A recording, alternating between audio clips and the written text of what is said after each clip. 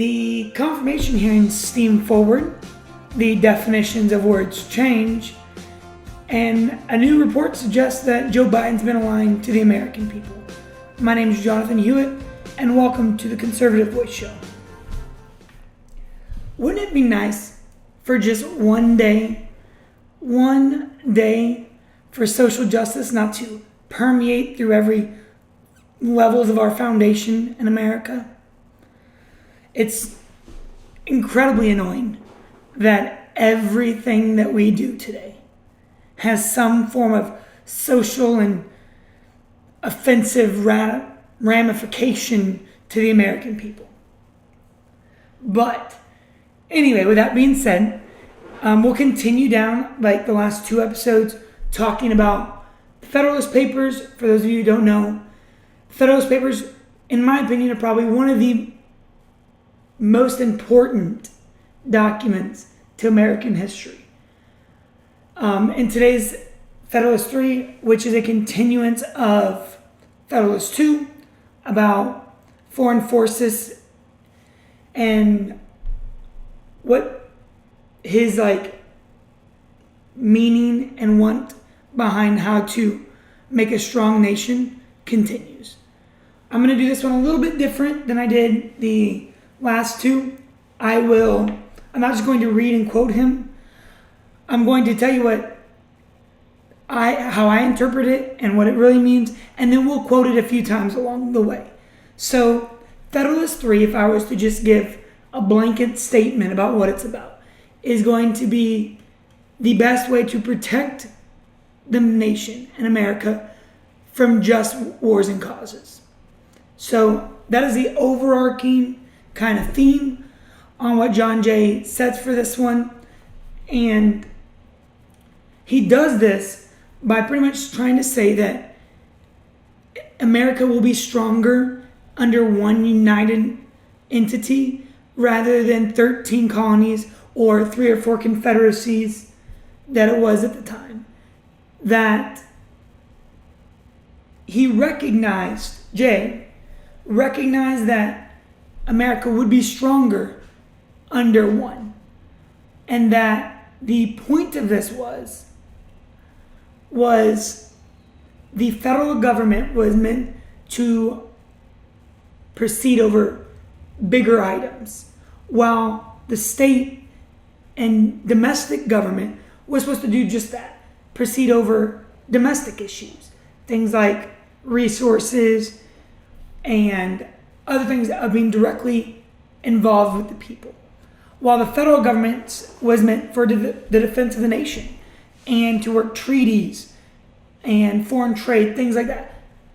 So you see this primarily in a quote where he says, "Because when once an efficient national government is established, the best men in the country will not only consent to serve, but also will generally be appointed to manage it.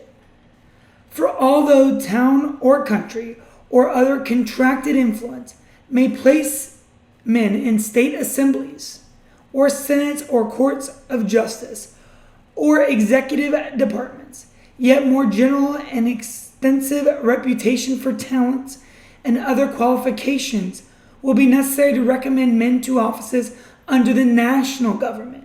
So I'll pause right there. So right there you see him stating that there are some people that will be more qualified to be in the national government as compared to those of the lower government. So he continues, "especially as it will have the widest field of choice and never experience that want of proper persons, which is not uncommon in some of the states. Hence, it will result that the administration, the political councils, and the judicial decisions of the national government will be more wise, systematically, and judicious than those of the individual states, and consequently more satisfactory with respect to other nations, as well as more safe with respect to us."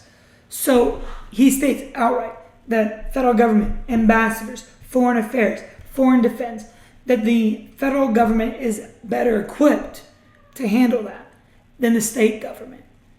And that kind of sets a precedent, I think, as we continue through the Federalist Papers that of ambassadors. And then the result of the administration obviously being that to take care of foreign affairs. Isn't that crazy that that is not something that's done today, that something that was meant to be just the federal government to be that of foreign affairs while the state government takes care of domestic affairs. And now we have the foreign government in every single affair that we talk about. Hell, social issues aren't even exempt from that, let alone anything else. So I think the Federalist 3 supports a very old adage that united we fall, divided we stand. And that we are stronger as one nation than we are as three. And he does this again, and he reinforces this idea. And when he speaks about Genoa and France, so he's quoted, and I will quote him one last time. In the year 1685, the state of Genoa, having offended Louis XIV, endeavored to appease him. He demanded that they send their doge, which would be like a prime minister, kind of like a leader of parliament, something of that. The chief magistrate, accompanied by 4 senators to France to ask for his pardon. And then they were obliged to continue to do this time and time again because Genoa was very, very small. And Louis XIV and Genoa knew that if France wanted to, and if Louis XIV wanted to, that France could destroy Genoa. And he says they were obliged to submit for the sake of peace. Would he, on any other occasion, have demanded or have received the like humiliation from Spain, Britain, or any other powerful nation? So what Jay says there is that if Genoa was Britain, Spain, or any other powerful nation, would he have received that same result from them? And saying that, hey guys, we don't want to be like Genoa. We don't want to be one that can be pushed around by other big governments. So that's Federalist 3. And in a nutshell, we could dive way deeper into what he meant and his hierarchy of the national and state government. But ultimately, Federalist 3, Jay says, hey guys, we are stronger as one nation than we will ever be under separate confederacies, and we need to recognize that. All right, guys, so on to the hearings. We'll cover some of them from yesterday and some of them from today. They're just continuing to go on, and honestly, in my opinion, they've become such a political stunt by the Democrats. We all know more than likely that Amy Coney Barrett is going to be confirmed by the Senate. And so the questions that the Democrats ask just try to further perpetrate their campaign ideas for Joe Biden. So Senator Feinstein asks if Amy Coney Barrett believes constitutionally that the president can delay the general election for whatever reason. And again, as you've seen through these hearings, Judge Barrett is trying to separate herself from the president and tries to explain that she will give a ruling if she's confirmed and that she's not going to submit to giving one today. She's not going to lock in an answer based on what they want without looking at the rules of facts and things like that. So here is a clip of Judge Barrett simply saying that she's not going to be a political puppet. Does the Constitution give the President of the United States the authority to unilaterally delay a general election under any circumstances? Does federal law? Well, Senator, if that question ever came before me, I would need to hear arguments from the litigants and read briefs and consult with my law clerks and talk to my colleagues and go through the opinion writing process. So, if I give off-the-cuff answers, then I would be basically a legal pundit, and I don't think we want judges to be legal pundits. I think we want judges to approach cases thoughtfully and with an open mind. Give us an insight.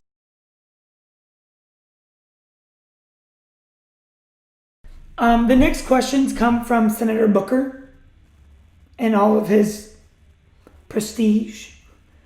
I don't understand why he says what he says. He says, oh, well, I don't know where these questions came from.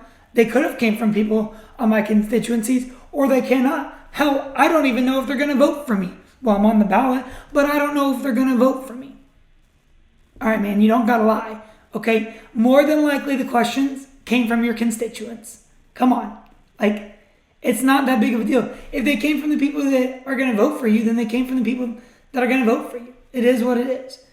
So he asks if Judge Barrett can empathize with the people that may lose health care if the Affordable Care Act is repealed. I think that is something that everyone can empathize with. Like, no one in America wants you not to have health care. But all of us, what we don't want is a federal government cramming down that I have to have health care. And if I don't have health care, I have to purchase the health care that they provide. Nobody wants that. And so here's ACB talking about that with Booker. All I'm asking is, can you empathize with that? Can you understand that? Senator, I can certainly empathize with people who are struggling. I can empathize with people who lack health care. You know, one of the things that was so striking to me when we went to get our daughter Vivian from the orphanage in Haiti was the lack of access to basic things like antibiotics. And it just made me appreciate the fact that we had access to healthcare. So I can certainly empathize with all of that. And with respect to the ACA, you know, should I be confirmed? And as I've said, I would consider the issue of recusal a threshold question of law and whether to hear that case. But should I be confirmed and should I sit and hear the case? As I assured you, I would consider all the arguments on both sides.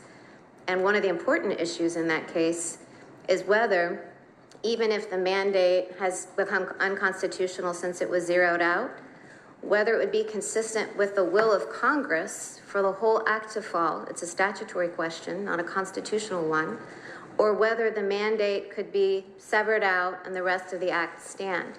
And so the task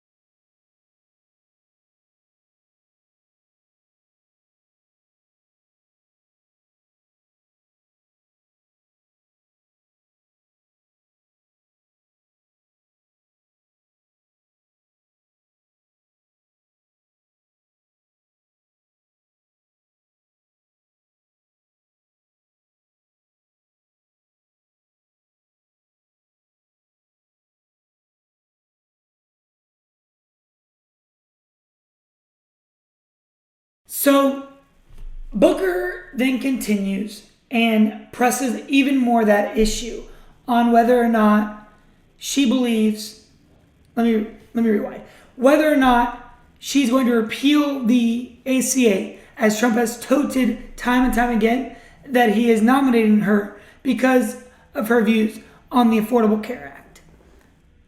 She drops a bombshell. And here it is, and then we'll talk about it. Is it unreasonable for people to fear, putting yourself in the shoes of people, is it unreasonable for the people that have been up here as in their pictures, is it unreasonable for them to fear that the ACA would be overturned if you were confirmed to the court? Well, Senator, I want to stress to you, Senator Booker, as I've stressed to some of your colleagues today, that I am my own person. I'm independent under Article 3, and, you know, I don't take orders from the executive branch or the legislative branch. I understand.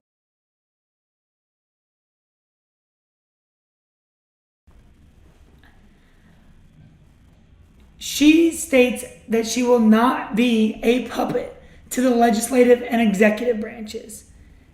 And the Dems just can't accept that. Like, they're angry because that there's a chance that they will lose their legislative power from legislating from the bench if she's nominated. But I think that it is a good view for all of us Americans that Judge Barrett is openly stating that she is not going to be used as a puppet. She is not going to work or take orders from the legislative or executive branches. And she continues to try to separate herself from President Trump, which I think is a very, very smart decision. She said yesterday, and I think it holds true to today, that the Supreme Court is meant to be independent of the other two branches.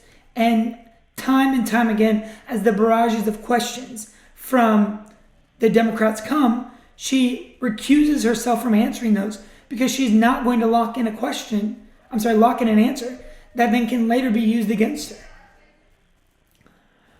So while speaking with Senator Booker, the question of whether or not President Trump should commit to a peaceful transition of power comes up.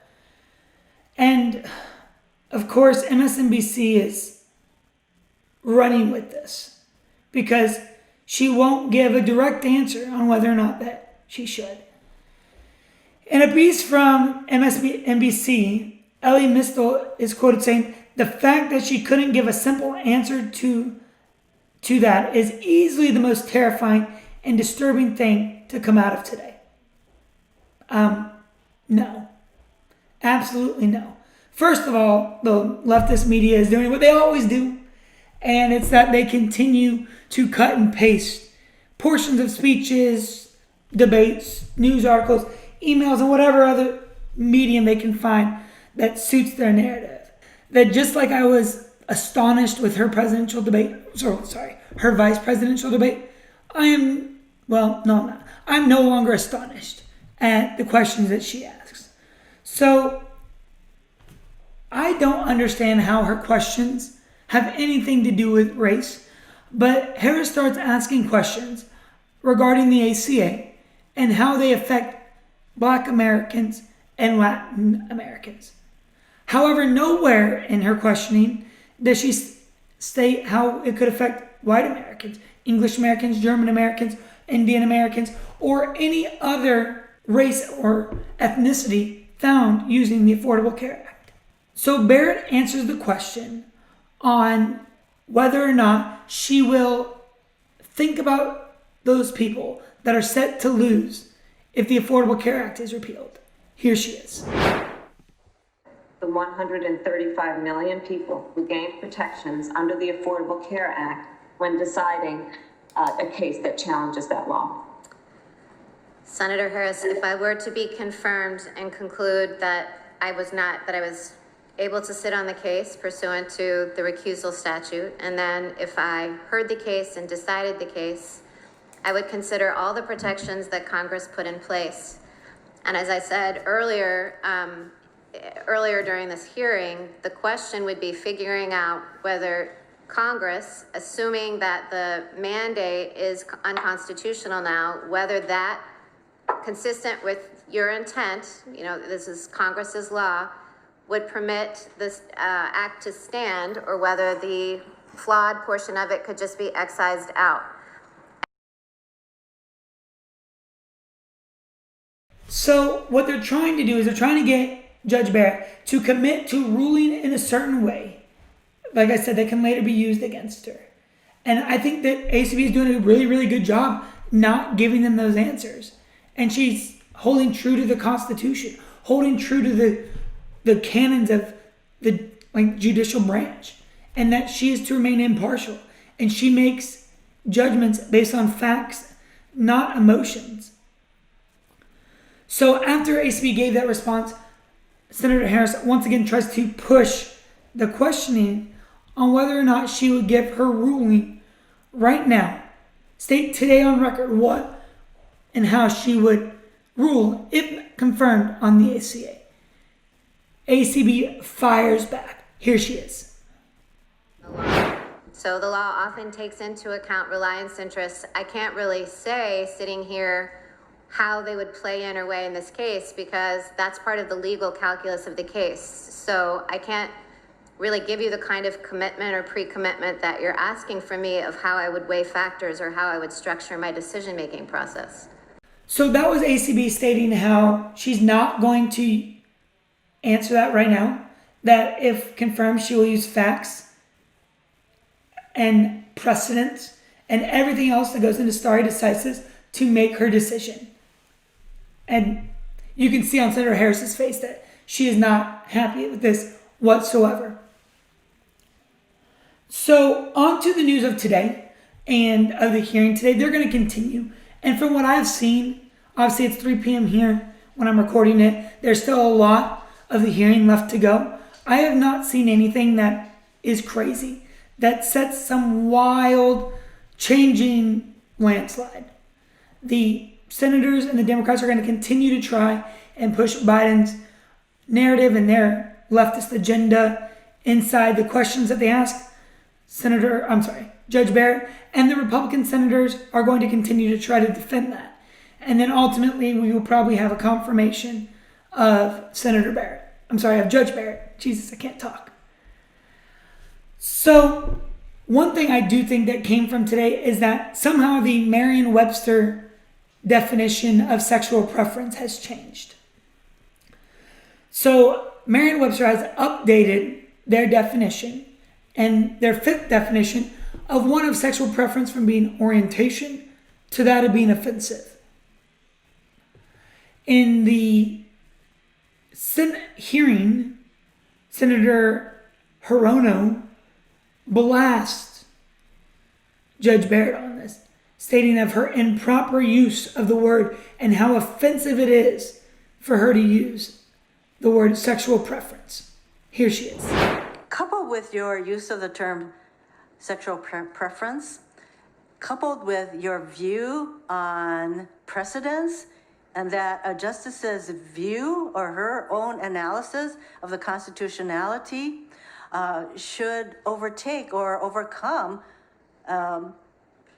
precedents if it's in conflict.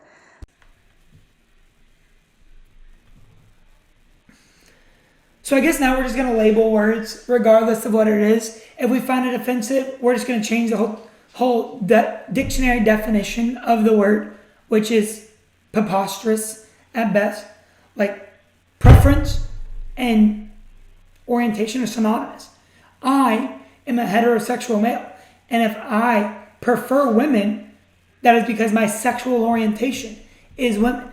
If you are a gay male and you are a homosexual male and you prefer men, then your sexual preference is also your sexual orientation. You believe that. Those are two synonymous words. They are not offensive. It is just definition. And just because you cannot accept the facts does not mean that we change the entire definition of a word to suit the social justice warriors that are not happy about it. So on to what I think is the biggest news of today, which is the Biden scandal. So as you all know, the Senate had launched a probe and investigation into the Biden family's involvement with Burisma and the $3.8 million that Hunter Biden received from the Moscow mayor.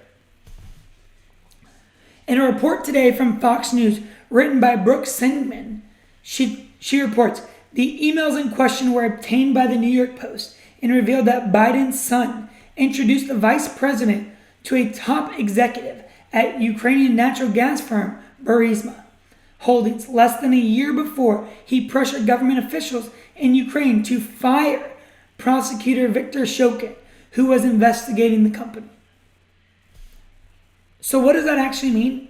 Well, first thing, I think it can mean that we can now say that Joe Biden has lied to the American people and that he was involved with Shokin, he was involved in Burisma, and that his family was involved directly into the Burisma scandal.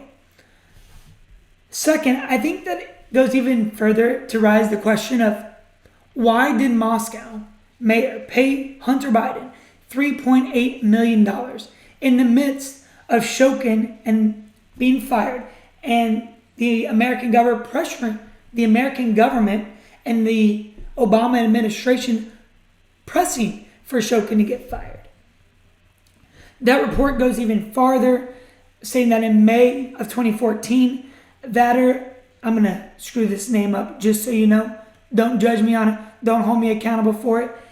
Vadim Pashhaskiri asking Hunter, in quote, advice on how you could use your influence, end quote. In a later email in April of 2017, that same individual, in quotes, Dear Hunter, thank you for inviting me to DC and giving an opportunity to meet your father and spend some time together. It's really an honor and a pleasure. So these emails seem like harmless. They seem like they don't represent anything. But in order to understand that, we have to go back to the fact that the prosecutor Shokin was investigating Burisma. Then a member of that Burisma then came to America at apparently the request of Hunter Biden, who's being paid millions of dollars by Burisma, came to America and met with Joe Biden, whose administration, under the Obama administration, then pushed for Victor Shokin, who was investigating Burisma, to be fired. That is some wild shit, my people. That is absolutely wild.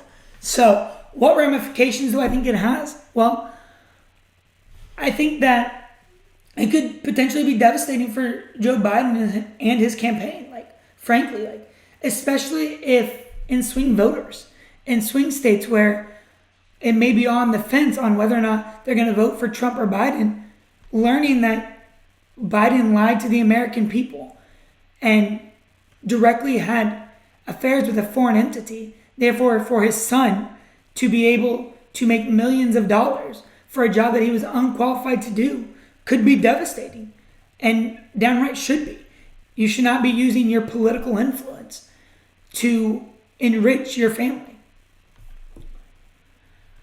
I think second, and even more so, and even more problem with it is it poses a potential security risk. It really, really does. You are engaging in a foreign entity that is being investigated by a foreign government at what odds, and then receiving millions of dollars for doing it. That is a national security risk if I have never seen one before. All right, but like I said, what it really leaves open is the question on where and why did the mayor of Moscow give $3.8 million to Hunter Biden? We can speculate all we want. We can say it whatever we want. But until we figure that out, that is a question that needs to be asked and needs to be pushed on every level of government. Local government should be questioning it. Your state government should be questioning it. The federal government should be questioning it. And until we have an answer, I don't think that question has been rightly answered. Until we figure out why that question has not been rightly answered. And the American people deserve an answer. Well, probably not to Biden, because he doesn't even think the American people deserve an answer on how he or what his stance is on packing the court if Judge Barrett is confirmed and somehow the Democrats do win the election. And just finally, a side note, Obama is finally joining the Biden campaign. I guess when you're hurting bad enough, you bring in good old President Obama to try to win you that race for you. So, in a report from ABC News, the former president, Obama, plans to hit the trail soon, in addition to all the other activities that he has undertaken. I haven't seen many actions taken by the former president in support of Joe Biden. Hell, it wasn't until recently that President Obama even supported or gave his endorsement to Joe. So I think it is very hard to say that President Obama is doing great things for the Biden campaign. Nonetheless, when asked prior to going to Florida, Biden told reporters, in quote, he's doing enough for our campaign. he'll be out on the trail and he's doing well. Like I said, I don't really know what he's doing because I haven't seen anything. And if the Democrats are hurting that bad, they think that they got to pull President Obama out of his pocket. I think that shows great news for the Republican Party and for the American people. Second, for all that Biden's worried about the coronavirus and the outbreak, he's up to the ante in the campaign trail, in the past week, going to Arizona, Florida, and Pennsylvania, all which are battleground states, which I don't think are turning out very well for him. As we all know, that in Arizona, Joe said that he would destroy every foundation. Well, he didn't say. He refused to answer whether or not he would destroy the foundations of the American government and the values the American people hold if ACB is confirmed, and then him and the despised Senator Kamala Harris are elected as President and Vice President of the United States. They will absolutely pack the court is the answer. They will absolutely destroy the American foundation. They will absolutely destroy the American values because those are the only things that stop them from their endeavor and relentless pursuit for power. All right, guys, so that's going to be it for today. The hearings with ACB will continue, and news will continue to come out. Like I said, I record this at 3 p.m., and so the hearings are still ongoing. With that being said, tomorrow I leave for drill. For those of you who don't know, I'm also a member of the National Guard, and so I drill all weekend this weekend, so I will not be hosting a podcast over these 3 days a weekend. When I come back Sunday, I will catch up on all the news and prepare the podcast for Monday, where we'll go into everything that we may have missed over the weekend. With that being said, you can find me. I will still have my phone. You can find me, I'm so sorry about that. You can find me on Twitter, on Instagram. The links are going to be right up there at the top of my page. I'll also link them down in the description below. And just come on and hang out, man. You have questions for me? Let me know. Let me know down in the comments if you need anything. And as always, you can find me also anywhere you watch your podcasts: iTunes, Apple, Spotify, Google, Amazon, Pandora, and on Podbean. Ask me any questions that you have there. And thank you for allowing me to bring you a conservative voice in the media. And as always, thanks for watching, and God bless you all.